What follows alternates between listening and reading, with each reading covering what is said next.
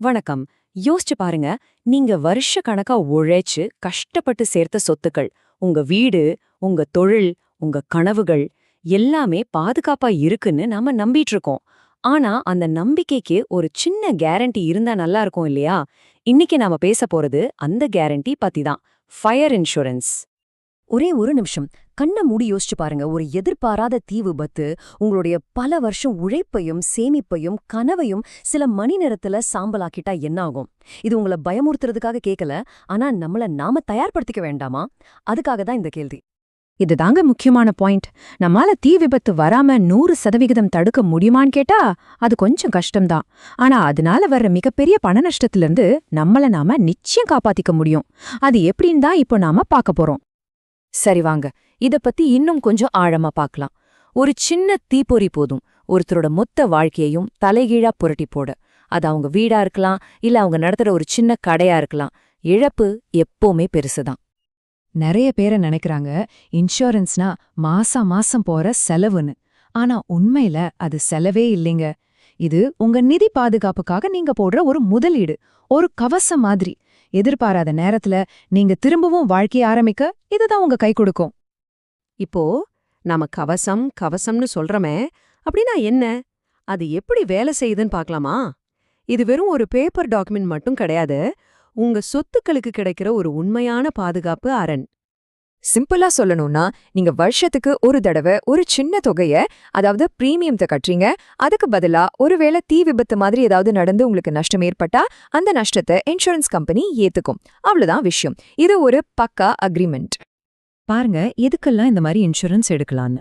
உங்க வீட்ல ஆரம்பிச்சு உங்க ஆஃபீஸ், கடை, ஃபேக்டரி, ஏன் அங்க இருக்கிற விலையுயர்ந்த மிஷின்கள், உங்க கடையில விக்காம வச்சிருக்கிற ஸ்டாக் வரைக்கும் எல்லாத்தையும் கவர் பண்ணலாம். உங்க தேவைக்கேத்த மாதிரி ஒரு குறிப்பிட்ட மதிப்புக்கு ஸ்பெசிஃபிக் பாலிசி எடுக்கலாம். இல்ல ஸ்டாக் மாதிரி மதிப்பு ஏறி இறங்கிட்டே இருக்கிற பொருட்களுக்கு ஃப்ளோட்டிங் பாலிசின்னு ஒன்னு இருக்கு, அதையும் எடுத்துக்கலாம்.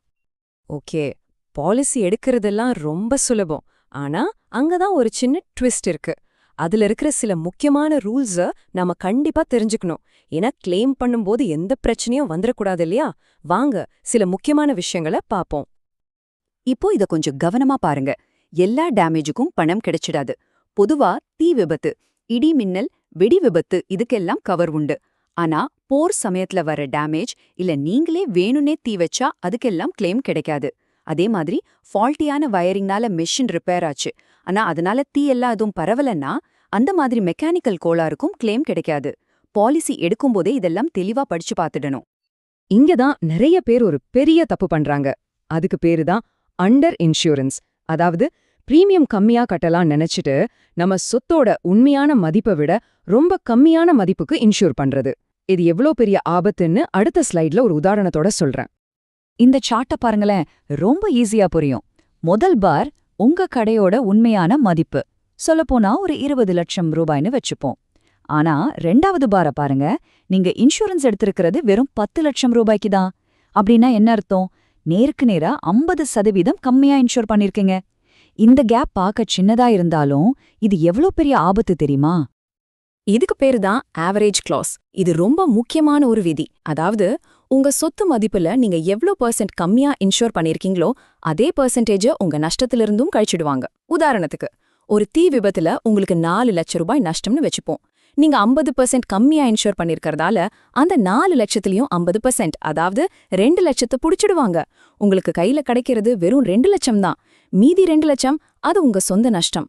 பாத்தீங்களா எவ்ளோ பெரிய இழப்புன்னு? சரி, கடவுள் புண்ணியத்துல அப்படி எதுவும் நடக்கக்கூடாது. ஆனா ஒருவேளை எதிர்பாராம நடந்துட்டா அப்போ என்ன பண்றது? பதட்டமே ஆகாம கரெக்டா சில விஷயங்களை பண்ணா போதும். கிளைம் வாங்குறது ரொம்ப ஈஸி. இந்த ஸ்டெப்ஸை ஃபாலோ பண்ணுங்க. முதல்ல 1 நிமிஷம் கூட தாமதிக்காம உங்க இன்சூரன்ஸ் கம்பெனிக்கு ஃபோன் பண்ணி சொல்லிடுங்க. 2வது, போலீஸ்ல எஃப்ஐஆர், அப்புறம் தீயணைப்பு துறையிலிருந்து ரிப்போர்ட், இதெல்லாம் ரொம்ப முக்கியமான டாக்குமெண்ட்ஸ். அதை வாங்கிருங்க. அப்புறம் முடிஞ்ச வரைக்கும் சேதமான இடங்களை போட்டோ எடுத்து வைங்க. கம்பெனில இருந்து ஒரு சர்வேயர் வருவாரு, அவருக்கு எல்லா உண்மையும் சொல்லி ஒத்துழைப்பு கொடுங்க. எல்லா டாக்குமெண்ட்ஸையும் சரியா சப்மிட் பண்ணிட்டா உங்க வேலை முடிஞ்சது. பொதுவா நீங்க எல்லா பேப்பரையும் கரெக்டா கொடுத்துட்டீங்கன்னா ஒரு 15 நாள்ல இருந்து 30 நாளுக்குள்ள உங்களுக்கு கிளைம் பணம் வந்துரும். சோ ரொம்ப நாள்லாம் இழுக்காது. சரியான முறையில செஞ்சா சீக்கிரமே செட்டில்மெண்ட் ஆயிடும். சரி, நாம இப்போ இந்த விளக்கத்தோட கடைசி பகுதிக்கு வந்துட்டோம். ஃபயர் இன்சூரன்ஸ் எதுக்கு முக்கியம், அது எப்படி ஒரு கவசம் மாதிரி நம்மள பாதுகாப்புதுன்னு இப்போ உங்களுக்கு நல்லாவே புரிஞ்சிருக்கும்னு நினைக்கிறேன். ஒரு பெரிய நஷ்டத்துக்கு அப்புறம் ஐயோ இனிமே எப்படி எல்லாத்தையும் திரும்ப ஆரம்பிக்கிறதுன்னு ஒரு மலைப்பே வந்துடும். அந்த மலைப்புக்கு ஒரு பதிலா ஒரு தைரியமா வர்றதுதான் இந்த இன்சூரன்ஸ். இது வெறும் பணத்தை மட்டும் கொடுக்கல, இழந்ததை திரும்ப கட்டுறதுக்கு ஒரு பெரிய நம்பிக்கையும் கொடுக்குது. நல்லா ஞாபகம் வச்சுக்கோங்க, உங்க சொத்துங்கிறது வெறும் செங்கலும் சிமெண்ட்டும் இல்ல. அது உங்க உழைப்போட சின்னம், உங்க கனவோட அடையாளம். அதை பாதுகாக்க வேண்டியது நம்ம கடமை. அதுக்கு சரியான ஒரு வழிதான் ஃபயர் இன்சூரன்ஸ். இப்போ இந்த ஒரு கேள்வியை மட்டும் நான் உங்ககிட்ட விட்டுட்டு போறேன். ஒரு நிமிஷம் யோசிங்க. உங்க உழைப்போட சின்னம் பாதுகாப்பா இருக்கா? ஒருவேளை பதில் இல்லன்னா தயவு செஞ்சு இனியும் தாமதிக்காதீங்க. இன்னிக்கே ஒரு நல்ல முடிவை எடுங்க.